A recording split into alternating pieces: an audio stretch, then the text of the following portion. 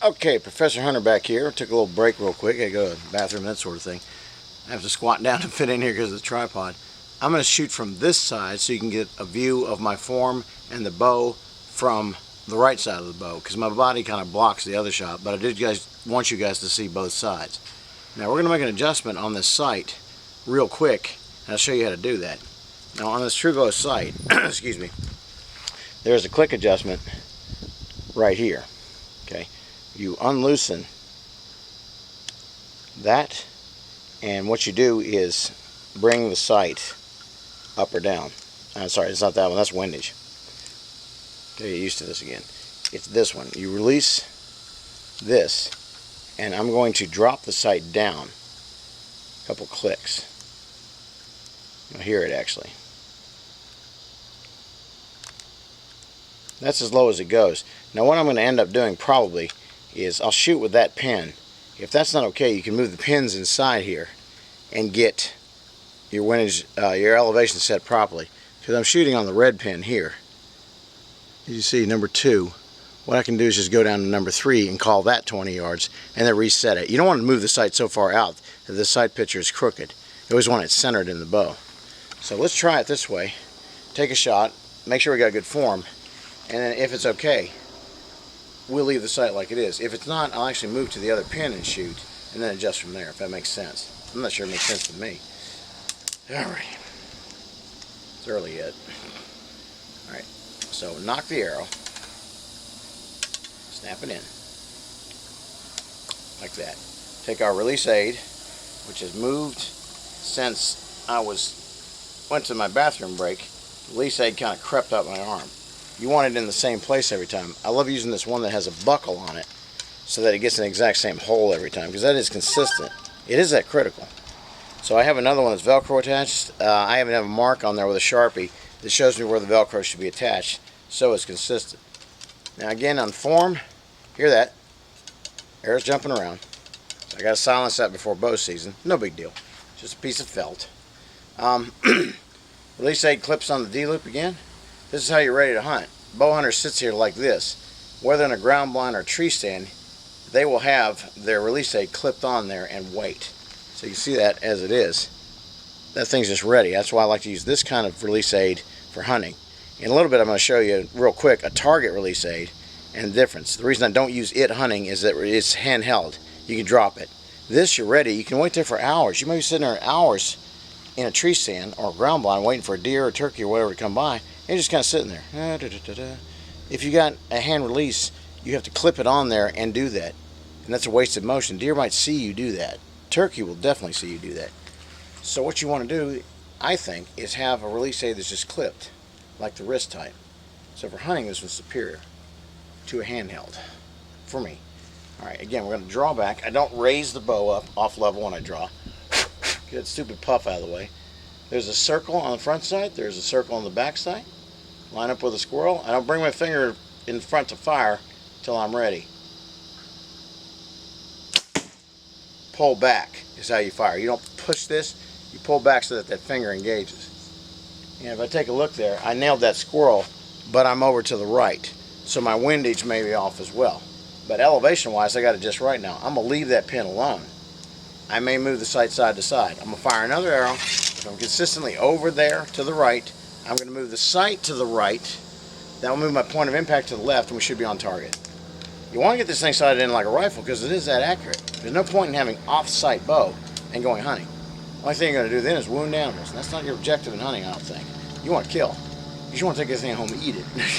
Or put it on your wall. So you can have your house looking like little Bass Pro Shops or whatever you shot. It's outdoorsy. Okay, stupid puff. I really got to trim these out. They're too big. So, we're going to draw back. Again, straight back. Not a lot of poundage on this bow. I think I'm only at 48 pounds. But my sight is lined up perfectly. I'm not going to bring the finger forward until I'm ready to fire. Bow is hanging in my front hand. Pull back. I actually hit the other arrow. So, I'm exactly sighted in there. So, I'm definitely going to move the windage. So, what I'm going to do now is adjust windage on here. So this one we're going to go to the side, and what you want to do is come in to move point of impact to the left. I always said, if you're trying to figure this out, you want to chase the impact. We hit to the right, move the sight to the right. That moves the bow to the left. You don't even have to think about it then. Just chase the arrow, they told me in California. So I'm going to move this one in. There's graduation lines on here like a rifle scope. A couple clicks. This will pull my impact to the left. Should be on target or close. I think I went 16, 15 clicks there. Tighten it down. And I'm going to put it right there. Again, since I thought my form was consistent on both of those shots, then I know it's me being consistent and I can move the sight. If I'm not consistent, moving the sight's not going to help. It's going to make you worse. Okay? We'll do the arrow flip, whatever. Check the nock and the point, line it up, click it on. This time it should be right on. I've got set for the squirrel's neck, I think, is the bullseye. Again, I'll be 55 next month, so I'm getting where I can't see too good. So I'm trying to just hit the squirrel alone. Level, never up, always level. Pull straight back. That bow's set low enough that I don't have to force tension at all. Line it up. Fire phasers and ready.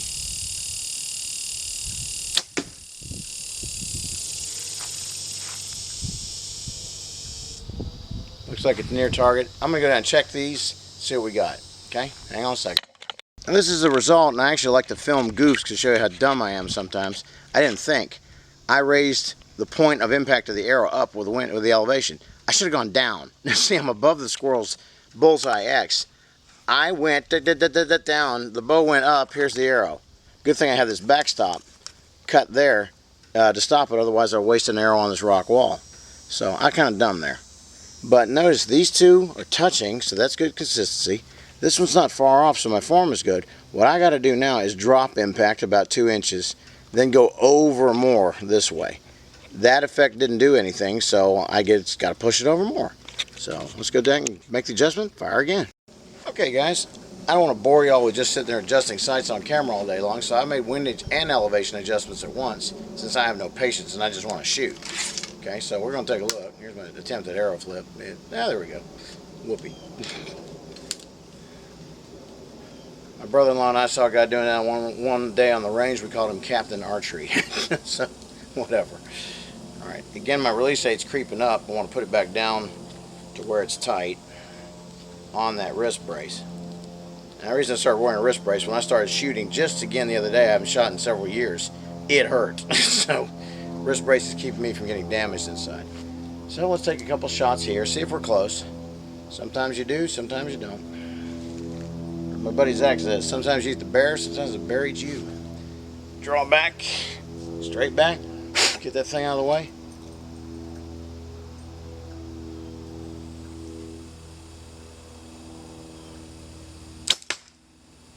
Now pull back and fire. See how I pulled it that time. We're going to try 3 in a row here. Here's the twippy arrow flip, whatever. Trying to look cool. Clip. Pull back. Get that out of the way. Now get the cord out of the way too. I'm looking at my level. I'll make sure I'm dead level this time too. It's right there according to that. That went whack. I think I hit the same arrow. I don't know. Can't see too good. Number 3. Arrow flip. Get the bow in more in the shot here. Make sure it's not just on me. You need to see the bow firing so you see my form, especially on that front hand, not gripping the bow. I got my friend Kelly on Facebook. She's over in Hong Kong. She's shooting archery. She shoots great and looks like has a great form, but I saw her gripping the bow. Wanted to see this and say, don't grip it, Kelly, just let it hang. So pull back. Get that out of the way.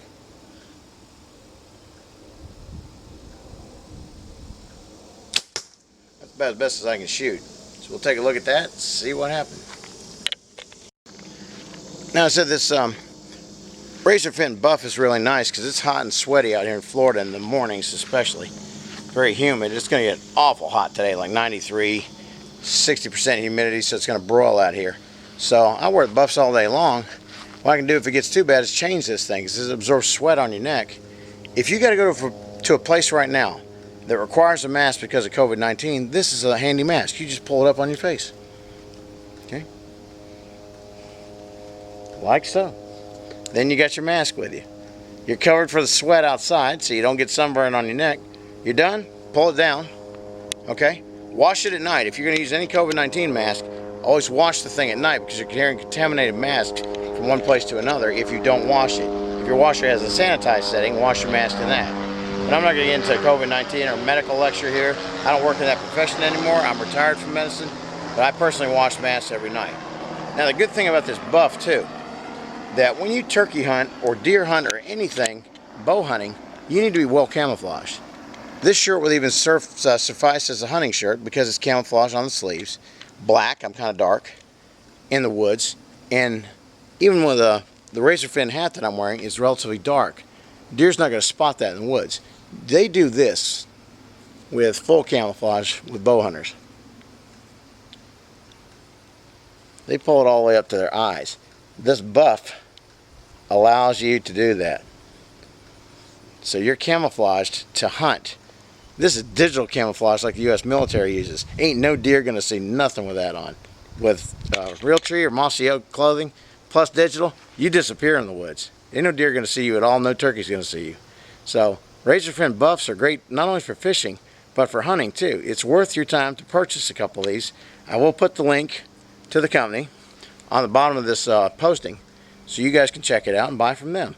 They sponsor me. It's a great company. They're located over in Melbourne, Florida. They're not expensive to get stuff, and it works great. Their stuff is high quality. I use it every day. I wear these buffs all the time, working out in the yard or whatever, because now I'm not sweating to death and ruining all my t-shirts with a blob of sweat coming off of me. Okay, take a look here. See what we did. Now we got our group of arrows. Notice it's together. That's what I want. They have moved over to the left. I clicked a lot of windage on that last adjustment, so I'd make sure I had it. I need to go back. I think I went 21 clicks. So I went from here to here. What I need to do is about half of that distance. That's going to be about, let's say, 12 clicks over to the left on the sight. That will push the bow to the right. We should be able to kill Mr. Squirrel right on the X. Okay, so let's go make one adjustment. Try 3 more. Okay, gang, we're back here. I made another side adjustment for windage. Let's see if we can get on target this time and kill Mr. Squirrel. I already got an arrow in the bow. That's kind of dumb. And see if we're consistent. Again, see that release is creeping up my arm. You want it in the same place. So I'm going to pull this thing back down and get it right on. What I'm actually going to do is buckle it on again. So let me set the bow down here. And it really has to be in the same place, because if you change this point at which you fire, you're changing the anchor point. This thing is sitting against my chin here. My nose is touching the string, and the corner of the string is in my mouth. So that gives me 3 anchor points that are consistent. You don't want this thing variable. You want it in the same place. So move it back to where it's on. So right there, you grip it. That's how you do it. And then attach the buckle. So around this wrist strap. And when you use a wrist brace, this doesn't hurt. I know diabetics have trouble with muscle pain. I get it all the time. When I use the wrist brace plus the release aid that straps on like this, I don't get wrist pain. I don't care how many arrows I shoot. So this thing goes on tight. I've got it all the way down to that hole. Okay, I actually count 1, 2, 3, 4, 5, 6. Number 7, my lucky number, is where it's consistently placed. And this release aid is old. Look, it's starting to dry rot. But I'm not getting rid of it yet because I like it. Okay, so hole number 7, same place locked. And when you fire, this thing's going to be on the string. What you're going to do is pull back as you go. I'll use my lanyard to show you. Get it on there. You're going to pull back. And when you pull back, you're not going to hit the trigger like this and fire. Always pull back with it behind the trigger. That's almost like dangerous. But what you want to do is, as you do it, make sure I'm in focus here. Okay. I don't think the camera was in focus there, so let me show you again. When you pull back, never pull back with your finger in front of the trigger, because you're going to fire indirectly, or inadvertently, I'm sorry, and you might hurt somebody. Draw this back like that. Back here, you pull the bow back. So if you're pulling the string, it's like this.